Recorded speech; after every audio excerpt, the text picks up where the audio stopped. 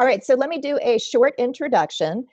You all have read in both Art News and on the website about Rita, so I'm not going to repeat that. Instead, I'm going to tell you what I think is just fascinating about her and what I love, which is she really started, she's always been an artist. You know, she picked up her first pastel painting and did that when she was like 11 years old. She's been doing commissioned graphite works since she was 17. So anyway, the thing that I love about her too is that she always keeps learning as an artist. She does so many classes and workshops, not just her own, but from other artists. So she's constantly learning new materials, new techniques, and pushing herself. And I really admire the fact that she did a stint as a daily painting practice. Because as any of you know that have tried to do that, to sustain that over time is just so difficult. All right, so off you go. Oh, okay. Okay. So I'm going to show you today my usual method for painting pastel, and I've been utilizing an underpainting method underneath the pastel for many years, and underpainting under pastel is very common for many pastelists. There are lots and lots of different methods and different materials, different surfaces, different papers, different ways of painting with pastel, and I'm going to be showing you mine. Um, I've I've transitioned into this particular underpainting method a little bit gradually over a year or two. Um, quite a bit of time ago, I think maybe about 8 years ago now, um, when I discovered that the this gold this gold color really helps show off the light, especially sunlight. Direct sunlight is warm light with cool shadows, and the shadows going on over the warm underpainting also makes a really nice kind of a color vibration, because shadows primarily are cool if the light is warm, and so the cool pastels over the warm underpainting, I just really love how it looks. Um, and I tend now to try to get my underpainting. What I'm trying with the underpainting is to catch the proper values of the image, all the lights and darks. I can show you a couple of finished underpaintings, and Elizabeth Hood has one behind her too today. These are a couple of finished underpaintings. These are just the acrylic-based primers, and these are using the combination of the gold color and the terracotta color that I use. And so you can kind of see I try to get the full value scale. Now the terracotta really only goes up to about a mid-tone. It's not really the darkest dark, so my darkest darks are going to be put in with pastel. But I start it with these values. And today I'm going to be doing this fuzzy bunny because I just love cute little fuzzy animals. I'm gonna hold on. I need my hammer again. It always happens.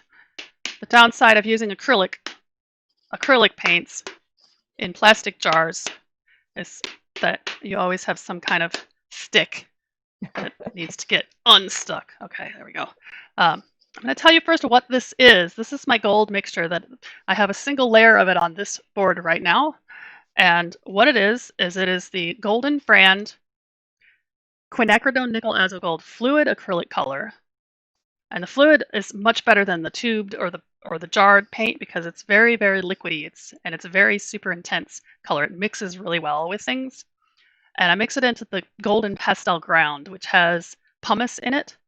I actually also use the golden fine pumice gel, which I have a big jar of it under my table over there that I'm still using up. And I've found pretty much no difference between the two. This one might be slightly more transparent, but I can't tell the difference. They're both plenty transparent enough. So I mix that in about 1/4 color to 3/4 gel in another jar, and I end up with this. It looks a lot darker when it's wet, but it goes on nice and bright. So my first layers of underpainting are a couple more layers of the gold. When I'm doing the gold color, I'm primarily thinking of my lightest values. Like if you split up your image into 3 basic values, your light values, your mid-tone values, and your dark values, the gold color is going to represent your light values. So if I kind of then split up those light values into three, so I have my three lightest values, that's what I'm thinking of when I'm applying the gold. Now this bunny has a lot of light values. And the sunlight, the light on her is it's a little bit softer. It's not really super direct and bright, but I'm going to try to push it a little bit. So the first thing I'll look for is where are my lightest values. I have a bit here and I have a bit here. I'm not going to put any more primer on those two spots because the layer I have on here already is going to represent that value. Instead, I'm going to go into the next darkest value. And yes, I'm And using Rita, a what is your sponge. board? What are you using as your surface? My surface is Gator board, and it's just a white. Um, it's Gator board. I don't know if any of you are familiar with Gator board. It looks just like foam board, but it's not. It's more rigid, and it won't bend or warp when you prime it. I really like it. I've tried other things, and nothing is as convenient and versatile as Gator board, to my mind. I had people ask me if is it archival, and I really don't know. Um, the manufacturer of it claims it'll last a very long time, and that the only trouble spot would be the interior. The edge, just like foam board, is filled with a foam substance. And if you're really concerned about archivalness, I would say just prime the edges when you prime the surface.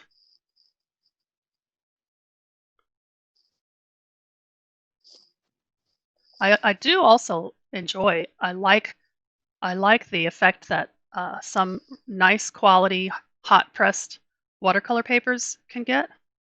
I've done a few on those types of papers, and I really like how they come out. But I have to, uh, wet it and stretch it and tape it down, just like you have to do with watercolor paper. And I'm kind of lazy. I don't want to make any extra steps that I don't need to. So with the Gator board, it's all right there. You don't have to tape it down. You don't have to stretch it or tape it. Um, it's all ready for priming. There are some other surfaces that will do um, some of those multimedia art boards or whatever. Probably some like ampersand clay board or whatever that would probably work really nicely, but it's going to be a lot more expensive for larger sizes. I like buying Gator board in the big, buy it wholesale in the large 4 by 8 foot sheets, and I have them cut it down in half. Okay, well there's a second layer of the gold. And you see it's a very subtle change. It's not a whole lot of change at all. Um, I am going to put a little bit more in the background as well. I always want to think of the background. It's part of the painting, so you can't ignore it in the underpainting stage. You have to think, okay, what kind of values do I want back there? So we have a question about what you are using to apply this with. Is that a sponge? Yes, it's a sponge, and I've kind of grew into using a sponge gradually as well. Well, actually, not very gradually, pretty suddenly. Um, when I first started doing underpaintings like this, I used just little bristle brushes to to get where I needed these colors to go on. I just used whatever brush fit the size. But I found that using a brush got me really tight and slow, um, in particular, and I was felt like I was making the painting with the underpainting with the brush, and it wasn't doing what I thought the underpainting should have been doing for me. It should have been keeping me loose and saving me time. So I bought some of those um, sponge brushes from Hobby Lobby that have the little stick handle, and I tried those, but I quickly learned that the handle is completely useless for this purpose because if you hold it by the handle, then your sponge just flops around. You can't get any control. And as I'm holding this, you see I'm holding it way down by the corner to get, to target where I need this and get the proper pressure. So um, I spied some of the interior of the, this is a piece of the interior of the Airfloat art shipping box. I had a few of those boxes at the time. And it's a 1-inch square that's perforated, and I've cut it in half into a wedge shape. And that's what I use. And of course, you don't want to buy, those boxes are expensive. If you're going to be sending a painting off to a show somewhere, you want one of those boxes anyway because they're really good. They're the best. And you can use them up like several times. I've used some of those boxes 10 times before they wear out. But if you just want to find some sponges to do underpaintings with, you don't want to buy one of those boxes. But from a search online, I discovered that the stuff is called pick and pluck foam, and it's made for packaging things. The same way that the Airfloat box uses it for, you take the piece out where the painting goes. So you can buy this in different sorts of sizes. I think the most popular size is 1/2 inch by 1 inch, which I think is kind of small.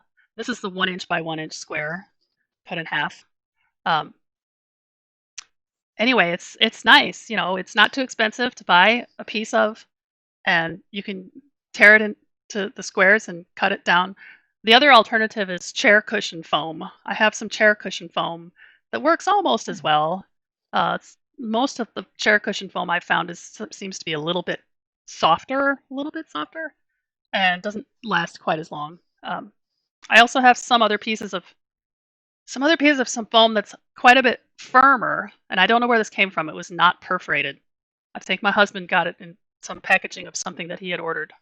But keep an eye out for stuff that comes in the mail that might be delicate, that they pack in something.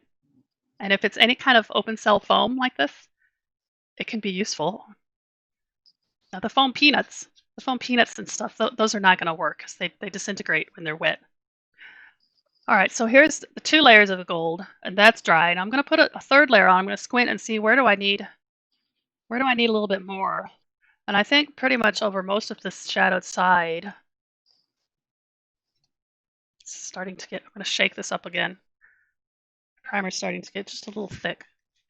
Depending on the heat, depending on the temperature and the relative humidity of your studio, this acrylic stuff will perform a little bit differently. I have my heater on right now, so this stuff is drying pretty darn quick. Getting thick. All right. So I'm losing my drawing just a little bit here, but that's okay. I can see just enough of it to know what's happening. And I'm still, in some of these areas, I'm still going to go in with some terracotta and tweak the values a little darker, some of these darker parts.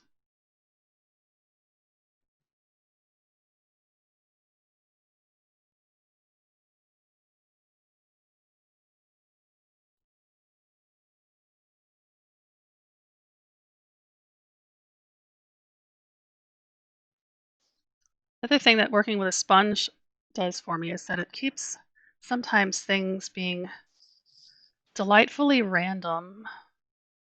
Like you never really know what this sponge stroke is going to look like until after it goes on. So there's a lot to this that I can't, like I'm normally really a control freak.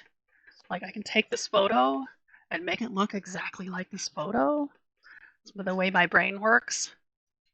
And I've been spending many years trying to get away from that impulse and to become looser and more impressionistic. So the sponge really helps me do that. Okay, so there now you can see it's another step darker in these tones. I'm still just on my lightest values. And maybe I'll put another little layer on the background. I like doing this on these lighter valued images, especially if there's some light it's like the light that's highlighting the edges of the bunny. Every time I darken that background a little bit, it helps to set off that little edge that's lighter. Now when I get the terracotta in here, you'll see how light this gold really is. Right now it looks like I might have several different strong values on here, but really they're all very subtle with not much change between them.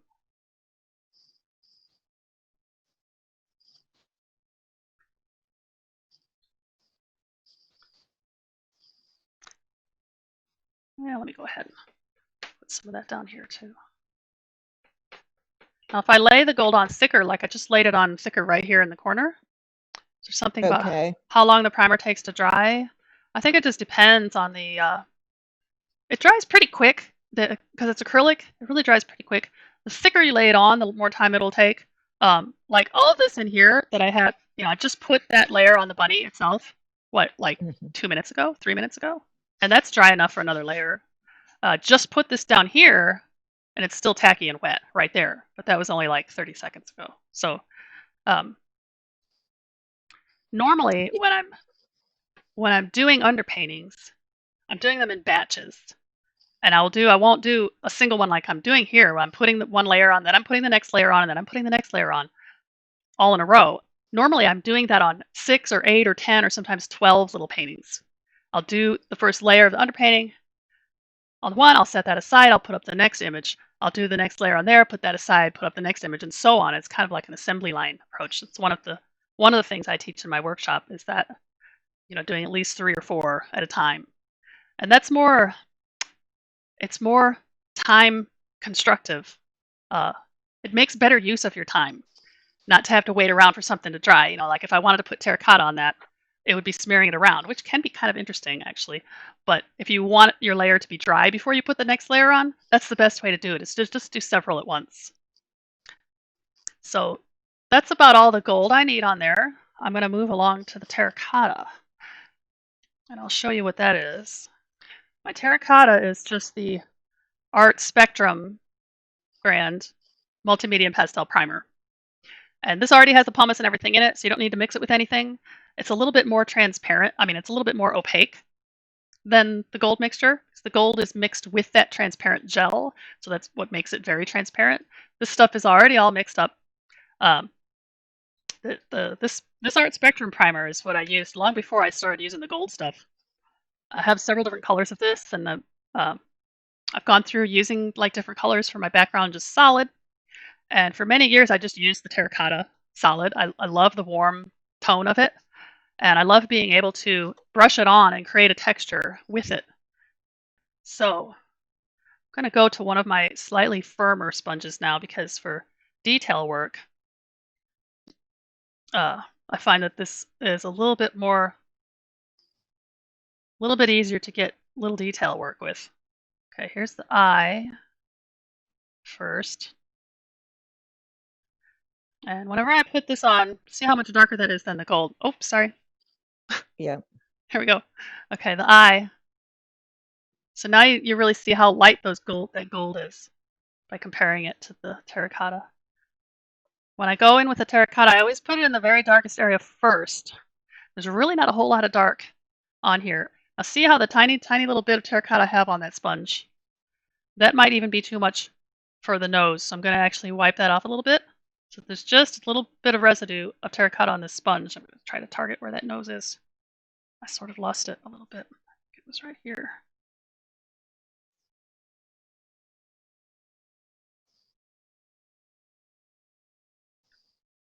So I put this on, and it's just like what I call like scuffling or dry brushing.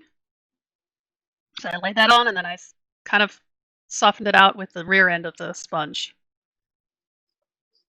Okay. And then we have squinting a lot, and I still haven't re-dipped my sponge.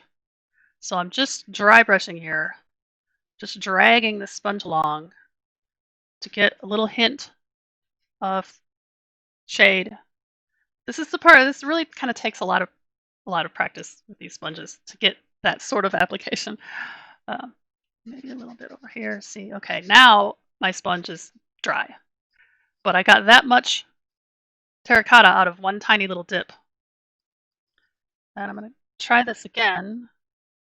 Tiny bit of terracotta on there. Wipe it off. I'm going to try to get this little shadow under the chin.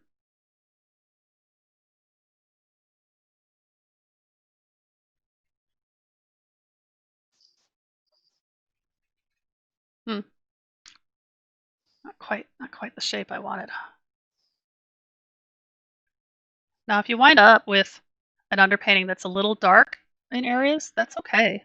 It's actually much better to have something be darker than it needs to be than to have something be lighter than it needs to be.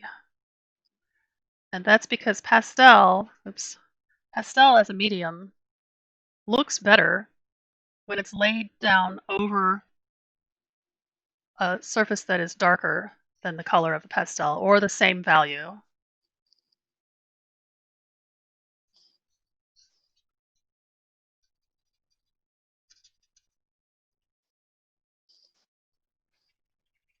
Okay, so I'm just squinting a lot here and I'm trying to see, okay, where are these little variations of tone within the shadowed side of the bunny? Might be some down here. Another way to get this sort of in-between value of the terracotta, oops, this sort of in-between value that's lighter than this solid terracotta but darker than the gold. Another way to do that is to just wet your sponge and get a wet wash of terracotta on there. I don't really want to do that on this bunny though because I like the furriness of the bunny. And I think the dry brushing technique helps a little bit more with that look of the furriness. Just gonna add a little bit of this to the side of the ear. It might not actually be that dark in the photo, but I like the balance of having that value over here that I have over here. All right.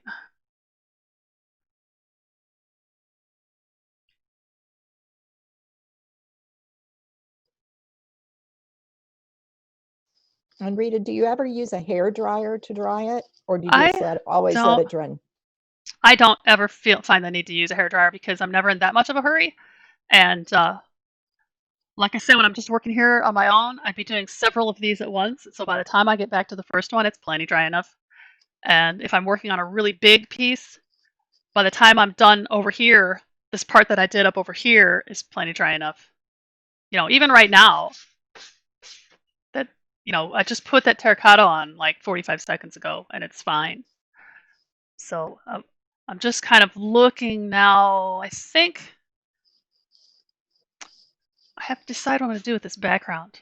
So undercoat of paint common among pastels. Pastels use many different types of underpainting techniques. I mean, just look at Richard McKinley. Pretty much all of his paintings are underpainted by the three most common, I would say, three most common underpainting techniques are watercolor, oil wash, or what is called a no tan, which is you put pick a single color of pastel and do something like this and then wash it in with alcohol. And then there are all kinds of different variations of those three. You can do an underpainting of pastel, wash it in with alcohol with any kind of colors you want. Just tone the paper with it and wash it in with alcohol. You can do what I'm doing here, which sometimes I'll do that with landscapes. I'll do the same sort of color value scale for an underpainting, but I'll do it with pastel and I'll wash it in with alcohol. And the only Yeah, other thing I would add to that is to be careful that your surface allows for it. A couple of the toothed papers, I think you can destroy the surface using an underpainting technique. Yeah, you just want to make sure that the surface will take wet medium, any kind of wet something or other. So I'm just kind of toning a little bit of a variation in this background. Just to give it a little more depth, I find when there's a transition in value from the top to the bottom or somewhere, that usually works pretty well. I kind of like how that's coming. I think I'm going to put some of this also up. I'll show you my watered down terracotta. I'll take some water. I've got a cup of water here, and I'm just going to dip my sponge in it. So I have a wet sponge now. I'll have a wet sponge. I'll dip it a little bit in my terracotta, and I'll squeeze that into the wet sponge. So you can see it's kind of like a wet, this is just a quicker, easier way of putting a little water on a dish adding some primer and mixing it in. This is just mixing it right into your sponge. And then I have a wash. And I'm doing this so that I can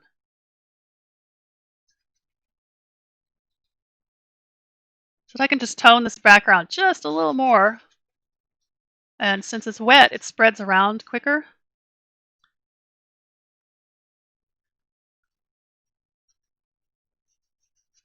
Just give that little darkness up there at the top. And that might take a little longer to dry than this did, but not much longer. Okay, so there's probably enough of an underpainting. Of course, I'm tweaking some of this. My sponge is still a little bit wet, and so I'm just going into these in-between areas where I think might have helped to be a little darker. Shadow right there. The more accurate you have your values in your underpainting, the easier the pastel application is going to go. Because then it's more like coloring and not, it's one less thing you have to think about to try to make sure your values are right. The values are the most important part of painting. And if you can establish them accurately from the beginning, I've found it makes the rest of the painting a lot smoother, a lot easier. Okay. All right. And the best part of using a sponge is I just toss this, just throw it away. I don't have to wash it. I don't have to clean it out, and soap and water on my brushes. Occasionally I will use a brush on some underpaintings. Like if I'm doing a tabby cat or something, and I want to get those little stripes, I'll use a brush more often than not. And then I gotta clean the brush. I always complain about that. Okay, so there's the underpainting. Does anybody have any verbal questions? I'm gonna have some of my coffee. If you have any questions. I have one on the gator board. Is that 1/4 inch or 3/8 inch? It's 3/16. 3/16. Okay, thank you. Yeah, you can kind of see it here. Oh, right. Yeah. Great, thank you. And I was just introduced to another product called Sintra, Sintra, and I haven't tried any yet. I don't have it, but I think that I've seen it before. It's the mounting board. It's a multimedia art board, I think it's called. That sometimes it comes mounted on this stuff called Sintra. And from what I understand about Sintra is that it's a little bit thinner than gator board. It's like I don't know, 1/16 of an inch or something. But it's just solid plastic, basically. It has no foam in the middle. So it has a little bit more flex to it, but it's still very sturdy. And it's something that you could prime. It's super smooth, like the gator board is. So you can prime it and not have to tape it down the edges or anything like that. And so I was thinking I might try to find some of that and see about the rigidity of it. Although, now that I'm thinking about that, if it has any more flex to it on a larger size, I think I'd still prefer gator board, because I found some. Actually, my framer gets my gator board for me, and I pick it up from her, and she did find some one time that seemed to be not. It seemed to have like more wobble to it on the large side. Sometimes I'll do 36 by 36 paintings, and I had a piece one time that was wobbly, like had some shake to it. And I'm like, this is not the gator board you used to get me. So I don't know, maybe not. But for the smaller paintings like this, something that's thinner would certainly be of good use, especially when traveling to workshops, which I sure hope I can do again someday. But packing, to fit 2 or 3 times as many boards in, rather than have them on gator board, that would be good use of space. This may be a dumb question from a person who doesn't do pastels, but if it was flexible like that, once you've applied the pastel, wouldn't flexibility make the pastel fall off? No. Because if you think about it, if you do a pastel on paper, and your paper is, whatever kind of paper it is, that if it holds onto the pastel the way it should hold onto the pastel, you can cover that with glassine, you can roll it up and ship it to somebody. They can take it out of the tube, they can unroll it and take the glassine off, and the painting will be fine. Okay. So, yeah. In fact, when I'm done with a painting, like I did this one a couple days ago, this is the demo I did a couple days ago for another group. When I'm done with the painting, I'll take it and I'll go and I'll knock it. Now, I didn't see any pastel fall off because I already knocked it that day back here, and some of the surface pastel did fall off, but it really doesn't change. There's always going to be a certain minuscule amount of pastel that could loosen off the painting, but for the most part, if your surface holds it the way it should, that's not like a recurring or permanent problem on a painting. And plus, then when this is under glass, you don't have to worry about it. Thank you. Thank you for taking my dumb question. No, there are no dumb questions. There are only dumb answers. No, just kidding. Okay, so let me get going into the pastel. How much time do I have anyway? Well, as far as I'm concerned, as much time as you like. It's probably going to be, well, to give you an estimate, it'll probably be another 30 to 45 minutes to pastel it. Okay. To give you all a heads up. Okay, so when I go to the pastel, I like to start with my darkest. And after that, I like to jump around. And I think with this little eye, I think I am going to start with my eggplant. Terry Ludwig eggplant. Oh, yeah. Rita, would you flip a camera back? Yes, thank you. Thank you. That's my worst fault with these Zoom things. I keep forgetting that. Okay, so we have the Terry Ludwig eggplant color. And in my mind, in my estimation, it's the darkest pastel out there. So I like to use it whenever I have some place that I think is going to need black. I like to use it in place of black. So that eye is pretty dark. And that's the only place that's going to be, because that's the darkest part. Then my general dark brown that I like to use is a JRAL number 376. And I'm not really sure I have too much this dark brown in there. Maybe around that eye.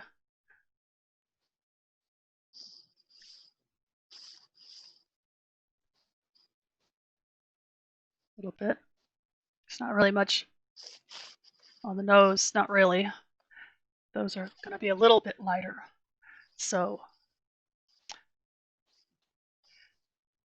now if I'm going to jump into my next lightest dark, that would be the shadows that are going on around here, or maybe the bit of a dark red that's in and around the ear.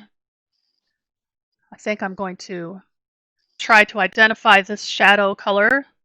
One of the things about pastel, working with pastel, when you might have heard, work dark to light, kind of the same way with oil in general, you work dark to light. That really is only true of areas where you have colors that are overlapping each other. Wherever you're going to have a mixture of pastels on the surface, you want the darker value underneath, not on top. So keeping that in mind, I can go ahead. There's my lightest light. And I can do that. I can break up that rule, because I know that I'm not going to have anything darker than that on top of that lightest light. And I know that because I had a good drawing and I have an underpainting that has established all of my values already. So that's what I like about my control. It's part of my being a control freak, is I like to control the drawing, I like to control the underpainting, and then that helps me control the pastel where it goes. I also like to get those lightest lights in there pretty early on, like I just did, because now this whole tone here is put in a better place. I can see more accurately how this mid-tone value of the shadows is going to look next to that light. Because before, this other part was the lightest light.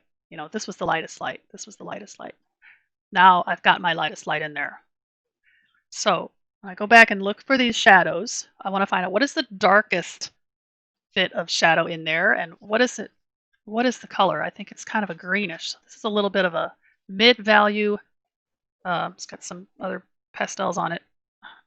It's kind of a mid to light value warm green.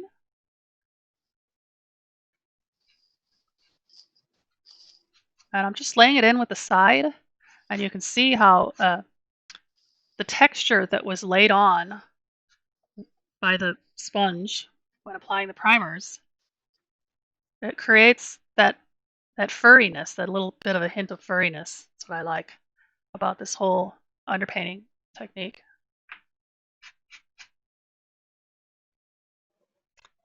There is something in here that's just a little darker, maybe. Maybe if I get some of that blue in there, will help me see.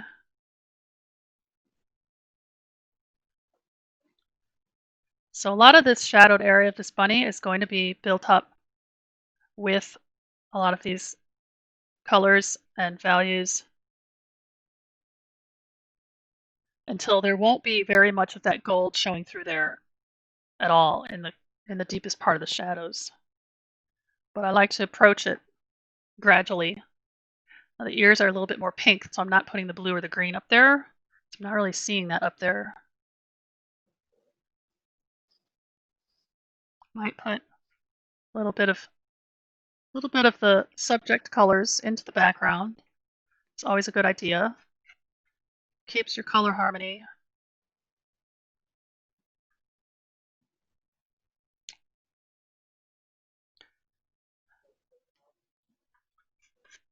Here's a lighter blue. Just because I had it on my table over here already. Let's see. There might be a darker value coming in between this blue and this blue, but as long as it's the same color family, it'll be all right. There are always exceptions to that dark to light rule. This is one of them. So I'm not going to be putting this like way in here where I might have to darken it up again dramatically. Just putting it kind of where I'm seeing some of that sort of lighter value happening. I also thought I might scuffle it up into this dark blue of the sky. So I love how the two variations of blue values on top of the warm underpainting. I love how that looks. I love how the cool over the warm. This is like it's been in the back of my mind. I don't know if you can see that very well through the camera, but I love how these reactions happen, and part of my brain wants to just jump into doing like large abstract pieces that are just colors overlaying like that and different textures and stuff. I think that would be fun. All right, let me see. Let me get a blue that's in between there. Or actually, let me find that dark red. It's kind of a dark red there on the nose. That's making that a little more vibrant. And I'm seeing some of that in here. It's a little more orangey inside of the ear, which I'll get to that.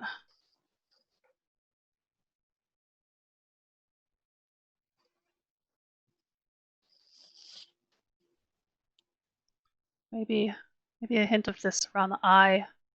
I've noticed a lot of times the bunnies have like some redness going around their eyes.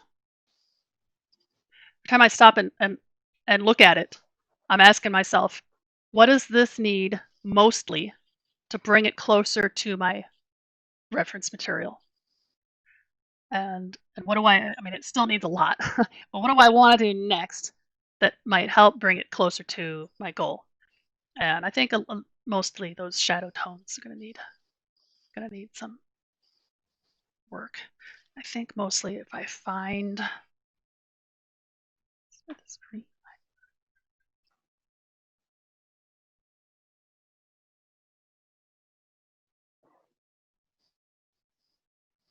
It's kind of a minty sort of light mid-tone green, and it might not be the exact color that I'm going to end up with, but I'm kind of seeing hints of this in there somewhere, so I'm giving it some of this.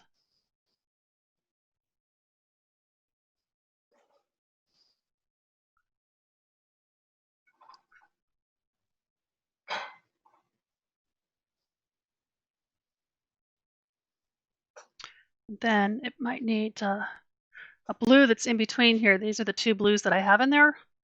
And I'm going to need one that's in between these. So let me look. This one might work well. This one might be a little too, well, this one's awfully intense, which is pretty, but I'm going to need to gray it down a little bit, I think.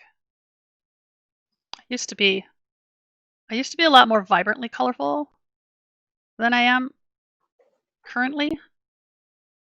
And there's nothing wrong with that, but I'm trying to be a little more subtle these days. So even though I'm putting this really super intense blue in here, I like this other one a little better that was more subdued. So I'm going to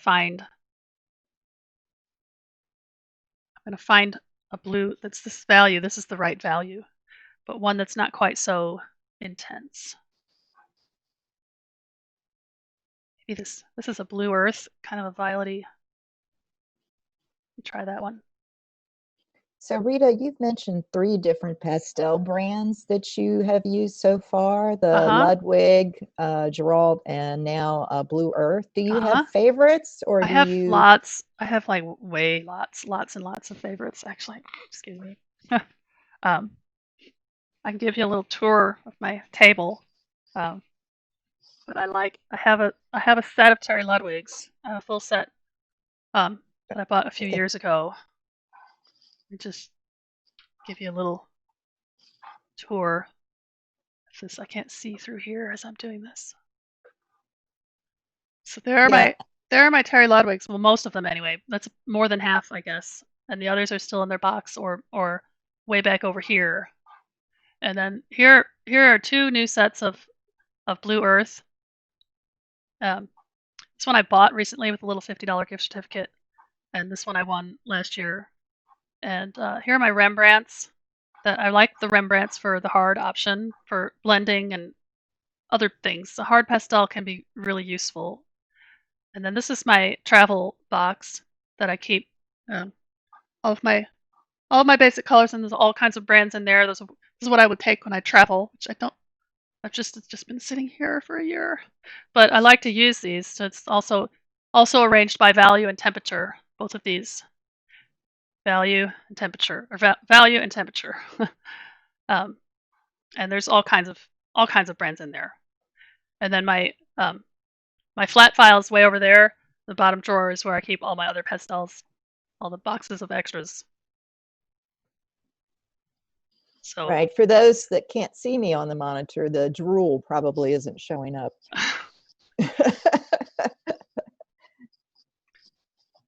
Okay, so this was working pretty well. A lot of times, the cool colors that go on over these golds, over the gold underpainting, you think, well, this is not a very vibrant blue, but on top of the yellow gold, it is, because it's opposite. So sometimes I even have to go a little bit grayer than this to get just that soft, sort of white, shadowy sort of look.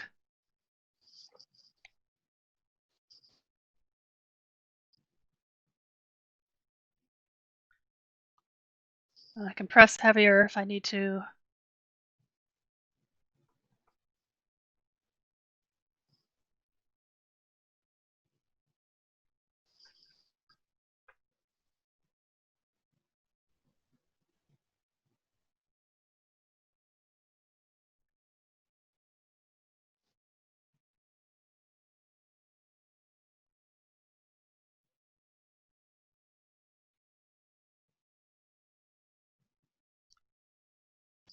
It's definitely more of a green underneath here. I think it does need to be a little darker than that. I tend to jump around a lot as I'm working my way through all of the, there we go, all of the colors that I'm seeing. All right, there's that one. Seeing a little bit of that here.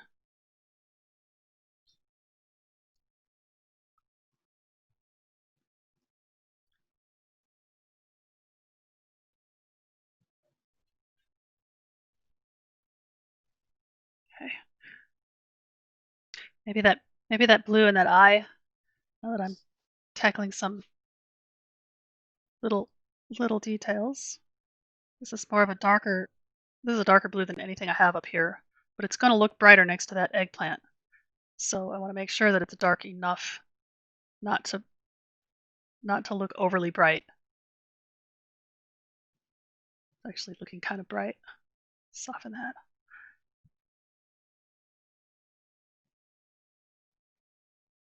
And I don't know what this is, but it's really soft. So I tend to just grab whatever color is going to suit my purpose, and then I will alter my application of it depending on how soft or how hard it is. See, like here's a Rembrandt. I can press a little heavier with a Rembrandt.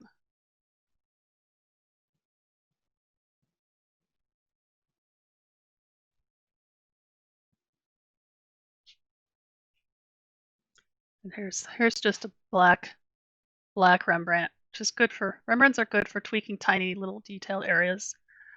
And they're also good for blending other colors together.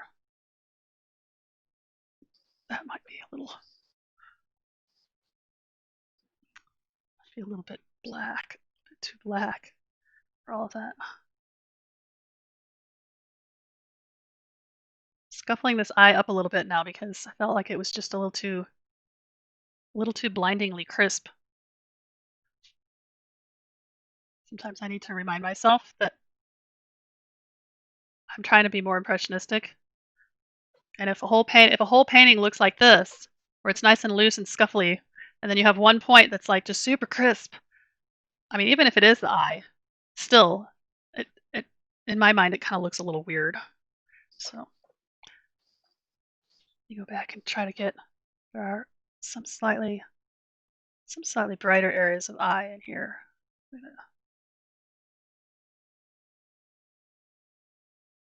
Then there's a tiny bit of a reflection that is a slightly lighter blue, bluish gray or something. Maybe this one.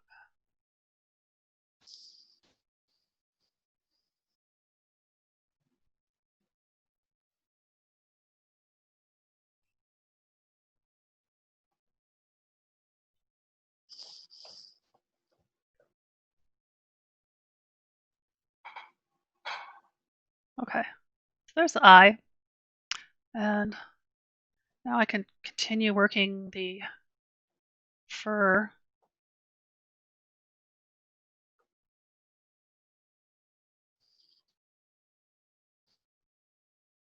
I think maybe it might be time enough for a little bit of this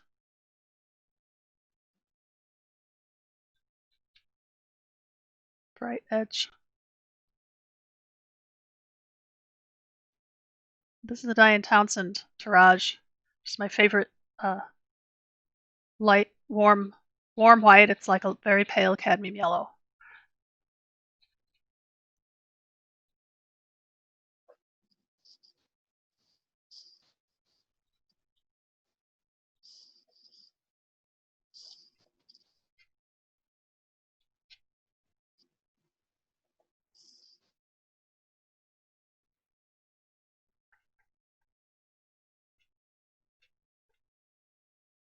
So like Albert Handel says, one of the things he says that always sticks with me is that every pastel stick has at least 2 colors in it, just depending on your pressure. Like I can press really heavy and get this pure warm white, or I can press lighter and get this combination of the undercolor with the white on top of it. And so these are 2 different colors that your eye is seeing. And that can be said of all of the pastels that I've put on so far, just depending on how much pressure you give it. You can blend it with what's underneath, or you can cover up what's underneath.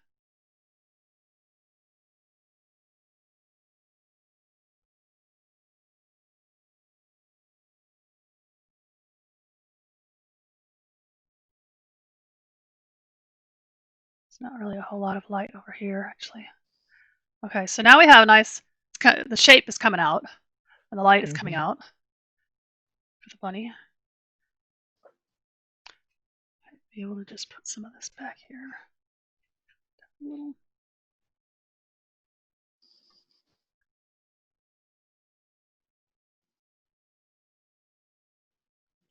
maybe some of this green back here. This is that other green that was in here. Definitely when you have an animal that's outdoors and you're identifying certain reflected lights that are shining up onto the subject, you have to put that same color in the background because that's the color that's bouncing up into your subject. So that's the only way that's going to make sense visually. Plus, it helps just with the color harmony of the painting.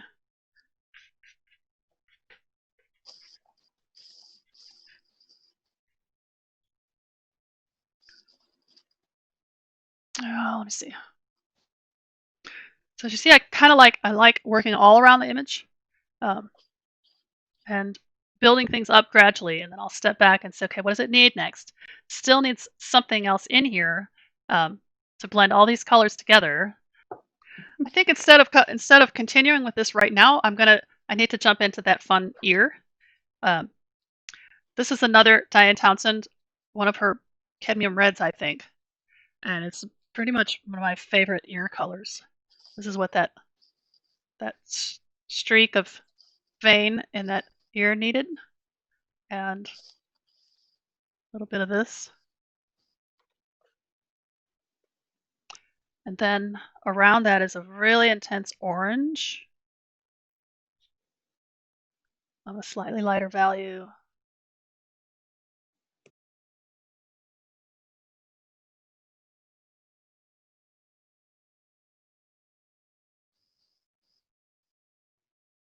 And then it gets lighter to,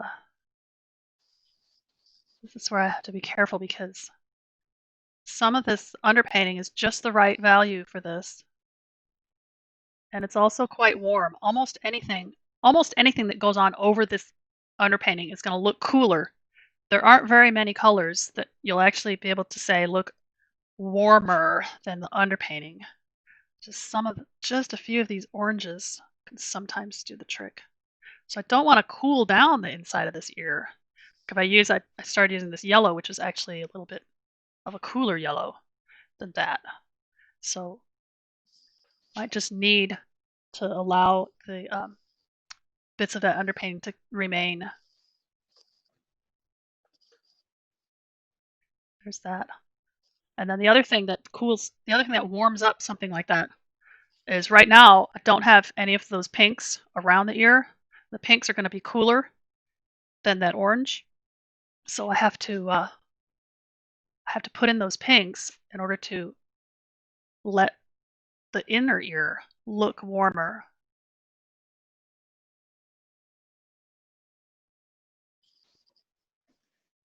What color is that pink? This is just a pink. I don't know. I think it's a Terry Ludwig. It's shaped like a Terry Ludwig. It's just a pink. Like when I have my colors over here, I'll show you. We're gonna go a little over time with these. But well, I'm being an oil painter. I guess that's why I'm asking. Yeah. Well, you oil painters, man, you guys have to name everything. Okay, here's the pink I was using, and you can kind of see how here it is among my pinks. Oops. Here it is among my pinks, and I have like warmer pinks and cooler pinks. It just depends on how much violet is in it, and the right value. So I just picked this one because it's nice. It seems pretty vibrant, and it's kind of a. I feel like I'm looking at a box of candies. Yeah, it is, right? Delicious. Awesome. I might have to switch to pastels. Oh yeah, yeah. Sally's so over to the dark side.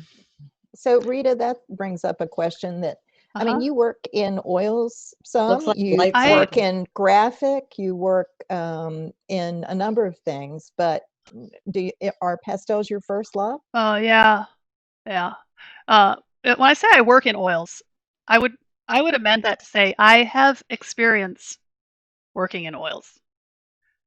I haven't done an oil painting in many years actually, and I can only confidently add oils to my repertoire because I took a workshop with Carol Marine, I think in 2011, and she helped us. Well, she is such a good teacher, and she got rid of my fear of oils. Since college, I had a fear of oils or pretty much any sort of mediums that you had to paint with a brush and mix. If I had to mix the colors, I didn't like it. Like mix it with the brush, or I had some bad experiences in college with winding up with just piles of paint that I couldn't use because they were not right. So I spent a long time. I think that's probably why I just gravitated back to pastels so frequently, or pencil, dry mediums. Um, something about this is just, let me just try brightening that up a little bit. So I can work in oils. I just haven't in a while, and if I went back to it, I would probably have a lot of, I'd probably take a week or so to kind of get back into the groove of oil painting. And I have to think when I paint with oils in a different way than I have to think when I paint with pastel. I'm thinking about the image and what that image needs. I don't have to think about how do I achieve that effect, because I know pastels and I know how I can achieve an effect with pastels. With oil, I would have to be thinking about the image, and I would also have to be thinking about how do I make this look like this? How do I brush this on with this brush? Because you do the same stroke you're doing with your chalk. You're doing with the point of your brush. Yeah, but still. Similar. I think But also. you like to draw, Rita. You're a big drawer. And I think drawing comes into play here more than, I don't know. Yeah, that could be. That could be too. Okay, some of this little violety pink I'm seeing on this nose. That might be too light right there. Anyway, I'm trying to cool off. This is just a little. This needs to be a little darker right there. It's kind of a violety sort of pink. Maybe this one.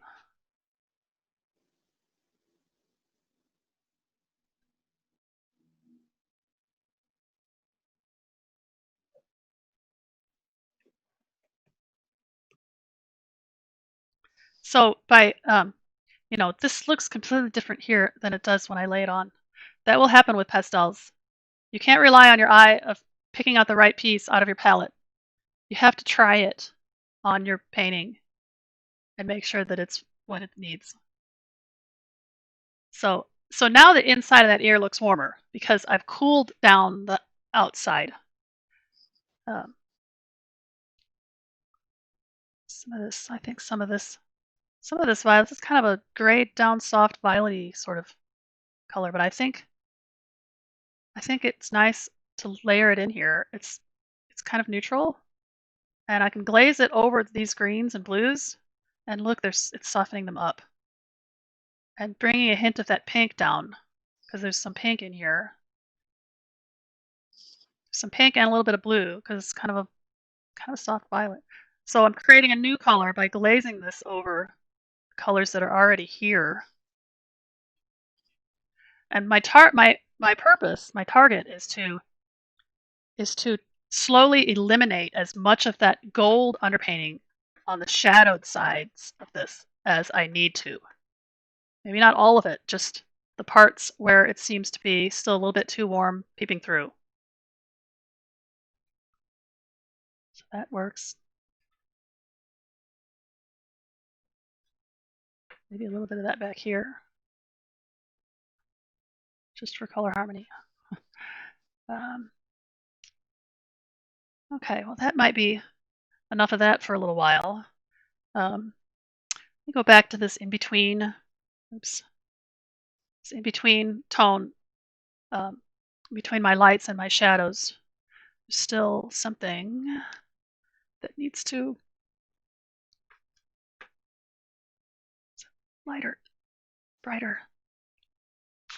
Maybe this is, okay, here we go. This is one of my favorites. This is another Diane Townsend Taraj. You can tell it's a favorite because it's pretty small now, but it's a light. And it's a light blue. I don't know, some kind of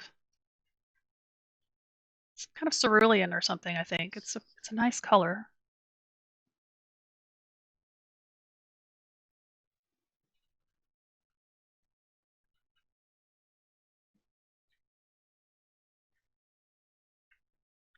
It's what was needed right through here.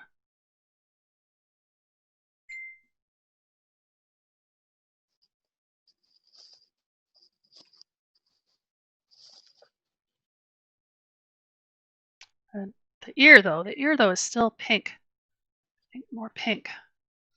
This is another Diane Townsend. I really love the Diane Townsend. If you ever want to buy some Diane Townsend, just go to her color charts and as quick as you can, point to all the colors you think are really pretty and just order them, because if you wait and you try to take your time, you'll never be able to decide, and you're gonna love all of them anyway. So just pick them quick. Okay, there we go. That's a good pink. We're up there. And then the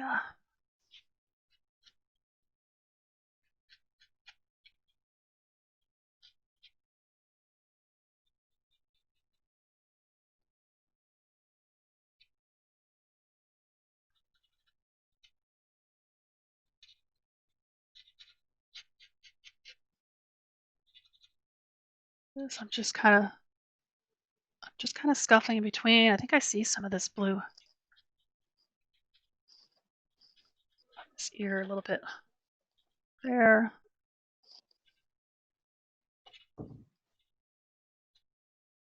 This is I don't know, this feels like a Rembrandt also.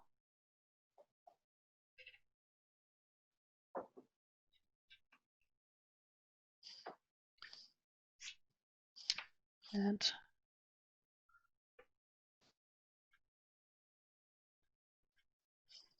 So Rita, as much as you like to draw, I didn't see any pastel pencils in that. Are you doing that because you want oh, looser the and you don't like them? I don't have any in my painting right now, but here are my pastel pencils down here Okay. on the shelf. And I access them occasionally if I need to. Only if I need to. I like to just leave them for emergencies or whatever. Oh, that thing up there thought I said her name. I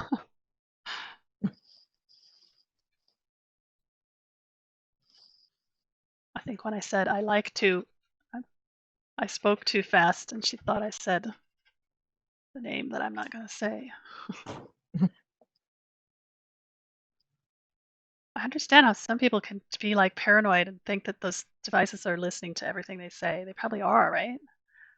Okay, I hope not. this is like a minty green. This is a Rembrandt that's like a little minty green, but it's just the right value. It's a little bit darker than my lights, and I had some areas running through this bunny that are a little bit lighter. And so I'm just now, because this is a Rembrandt and it's a hard pastel, I'm allowing myself these little sketchy lines, little straight,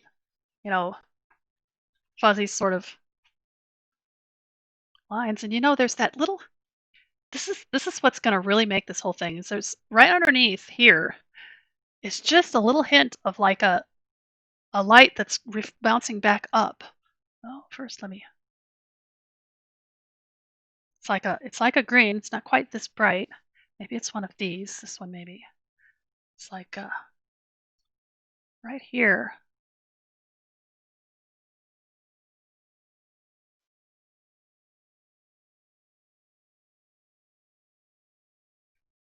It's at the bottom of the chin, right there. I don't know if you can make that out on the video. Yeah, kind of. Yeah. Anyway, that's what that needed. And over here, it kind of fades out. I can scuffle that into it with this green.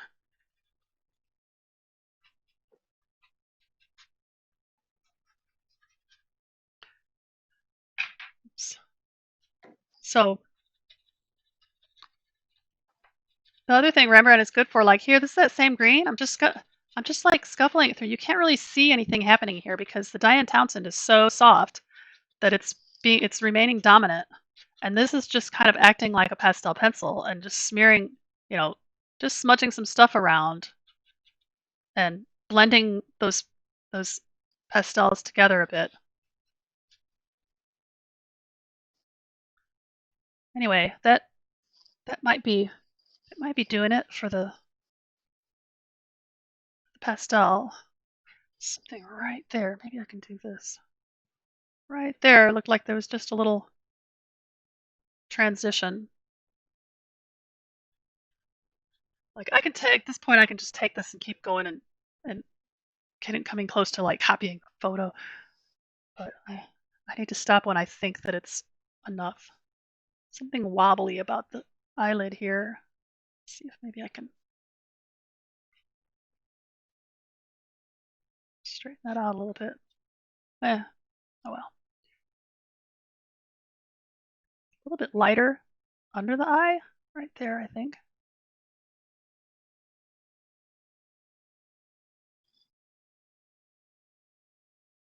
Okay, now, because of that glow in the ear, I think I'm going to try to get some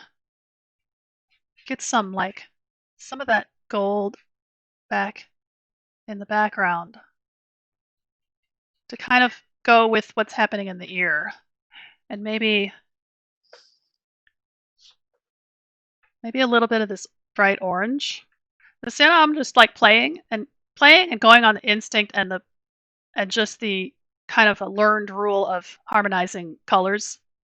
I can really do anything I want with this background. Of course, in the photo, it does have those fall time looking leaves back there. And then I usually like a lighter color somewhere like a horizon sort of. I don't know if this will look all right or not. Just to soften up that gold, to put some kind of coverage. I didn't have any pastel right through there yet. And it's better to just put something rather than to leave it just the bare primer. Now I look at it, I'm not really sure if I like this blue, yellow, orange, green. It looks a little bit like too many colors in the background. So I'm going to show you something. What can be done about that is just to pick a color. Pick a color that you think would look all right in the background.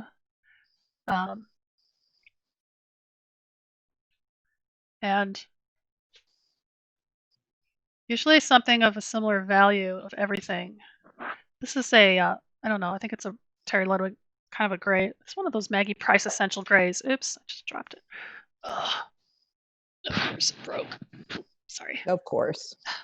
It's all right. I still have a piece I can use. Actually, I think it's too dark. Let me try something a little lighter. Maybe this. This is a Diane Townsend. This is like the violety. I might have had this in there somewhere already. It's a pale violet, Diane Townsend. I'm going to take this and I'm just going to drag it over the entire background a little bit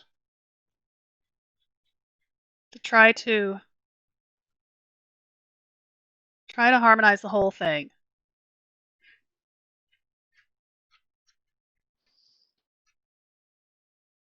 This might work or it might not. But the nice thing about underpainting with this type of technique is that if this background doesn't work, if it just messes up the whole thing, I can always wipe it off and try something else.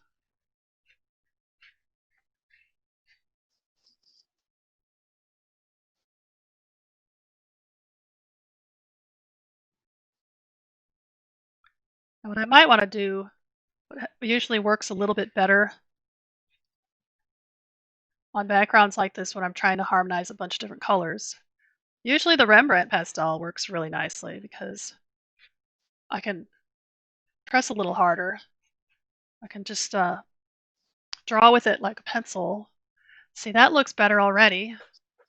But the smoothness, like I could take my finger and I could pat this out and smooth that together and get rid of some of that texture. That's the last thing I think it might need. The bunny is textured and the background is textured. Everything is textured. I think the background might benefit from having a little less texture. So just take this.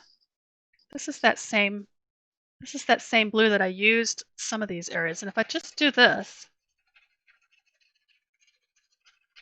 And I'm just like drawing with it and letting it be lines, or I could just take it on its side and do that. But I kind of like targeting. When you target with the tip of it, you can like fill in some of the lower grooves of the primer textures a little bit easier than if you drag along the side, it's just putting it on the upper grooves. If you think of it as in a microscopic way, you've got grooves and valleys, ridges and valleys in the underpainting. Drawing with the tip like this helps get it into the valleys as well as on the ridges. So this is just, I'm just kind of scuffling over these colors. The Rembrandt is not going to cover up completely. You can press as hard as you want or as light as you want and get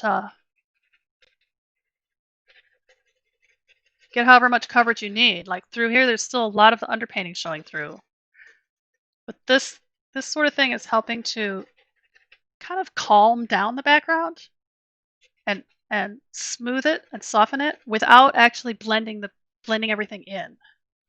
So there's a lot of action. If you look up really close onto this painting, there's a lot of action going on, a lot of excitement.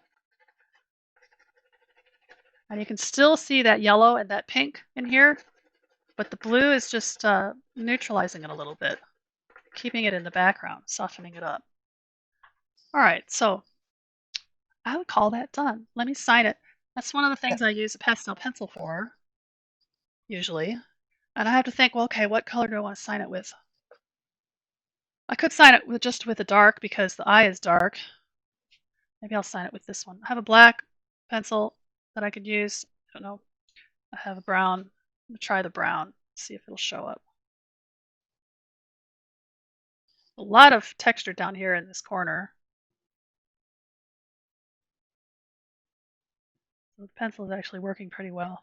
The pencil will work if you have a good grit and not too much pastel on an area. Because pastel pencil will not really go over thick pastel very well. It'll just kind of scrape it off. So you need some of the grit of the surface to hold on to the pastel pencil. So Rita, I'm getting a lot of thanks, outstanding, and beautiful comments in the chat. Thanks. Yeah, the only thing I didn't think about here is that I try to paint to my frames, and I might not have a gold 6x8. I have a dark 6x8, which is going to be too. It's going to be too dark. I need a gold one, or maybe even a silver one. Oh, I never frame in silver. Darn it. Oh well. Oh well, it happens. So anyway, thanks for having me on. And if I can plug in a little self-promotional thing, I want to invite you all to check out my Patreon page. I have a Patreon page. Patreon? How do you spell Yeah, that? Patreon. And it's a platform that's been getting more popular lately. Karen Margulis has been on a Patreon page for a long time. She's like the most popular, well-known artist, pastel artist with a Patreon page. And I'm not competing with her. Mostly, just go to my website first and look at my events. I have my virtual open studio days, which is it's kind of like this, doing, working on stuff and letting people come in and watch. It's $10 a session for a virtual open studio day, and you just get to watch me and chat with me and see what I'm working on. And then more recently, I've started adding paint-alongs. I do one paint-along every month, and that's where I'll send you the photo and some underpainting tips and some drawing tools to help with that. And the paint-alongs right now are $20. But the Patreon page, I've kind of linked with that. I've linked with my virtual open studio days. And what it is that I record all of the demos, all of those days, and I record the paint-along. And if you pay for a paint-along, or if you pay for a virtual open studio day, you also get the recording. And usually I'm done with it a couple days later, and I send it out to everybody who's paid. And if you subscribe to my Patreon, you get better deals on the prices for that, because at $10 a month on Patreon, you get all the videos. You get access to all the videos that are on there now, and all the videos that I will be putting on there as long as you're a member. And then at the $25 level, you get all the invitations to all of the virtual open studio days, including the paint along. Wow. So you get to come, and I've settled in. The last few months I was kind of just feeling my way and seeing what was going to work, and I've settled into like 4 VOS days. I call them virtual open studio. I call them VOS. 4 of those each month, and one of them is a paint along. So, if it depends on people's schedules. Not everybody can come to all the events. So some people like to just do the $10 level and get all the videos. It's better, but you can check that out if you want. It's been a lot of fun. I'm very old school. I want to give her a round of applause. Amen. Fantastic. Thank you. I'm so involved in oils right now. I'm afraid to switch, but I use pastels a lot when I paint in oils. Yeah. I use them interchangeably a lot. That's cool. So I don't know. It's one more thing to put my money into. Yeah. Pastels can get pricey. Problem is they're addictive. So once you start, you're like, oh my God, I don't have this color. I don't have that color. I need more colors. Exactly. Well, I'm getting demo is fantastic. Yeah, I'm getting so many kudos in the chat box. I know you can see them as well, but I think you are a great ambassador for pastels. So I thank you for that. Thanks for having me on. Yay. All right.